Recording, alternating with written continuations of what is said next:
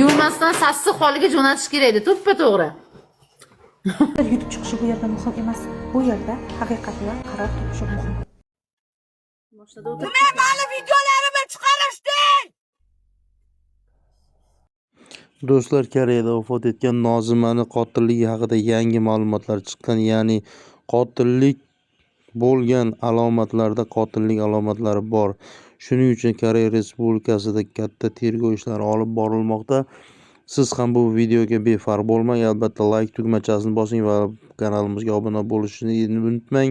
Izohlarda o'z fikringizni qoldiring.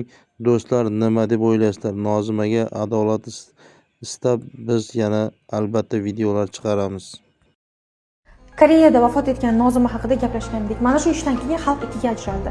Kimdir ehsonchi Avazni yonini olishni boshladi, kimdir esa Nozima taraf bo'ldi. Oradan bir muncha vaqt o'tib, bu qotillik ekanligi haqida aniq dalillar oshkor qilingandan keyin Avazni yonini olayotganlar va hatto Avazni o'zi ham profildagi barcha ma'lumotlarni o'chirdi. Oradan bir muncha vaqt o'tgandan keyin Nozimani haqiqatan ham o'zini osib o'ldirgan degan xabarlar, hattoki rasmiy kanallarda ham xabarlar tarqashni boshladi.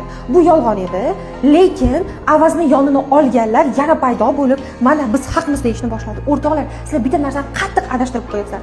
Sizga o'zingiz haq bo'lib chiqishingiz muhimmi yoki haqiqat muhimmi? Bizga misol uchun haqiqat kerak. Nozimani kim o'ldirgan? Nima uchun o'ldirgan? Nimaga uni bir fohisha kabi ko'mib yuborishdi? Aslida haqiqat qanaqa bo'lgan? Bu yerda kim yutdi, yutqizdi emas, balki tanganing ikkinchi tomoniga qarashingizni so'ragan bo'lardim. Ana o'sha ehsonchi Avaz deganni Toshkentda 2 ta, Farg'onada 4 ta uyi bor va buning barcha uylari onasining nomiga olingan. Qaysi vaqtda? Ehsonlar qilayotgan va ehsonlar yig'layotgan vaqtda. 12 yosh qizlarni xotin qilishga urinishi yoki homilador xotinini do'pposlagan, Nozimaga umuman aloqasi yo'q deb hisoblagan taqdirimizda ham ehson pullarini o'g'irlanishi, ayollarga bo'lgan tajovuz, yosh qizlarga bo'layotgan tegajonlik bu insonni yaxshi qilib qo'ymaydi.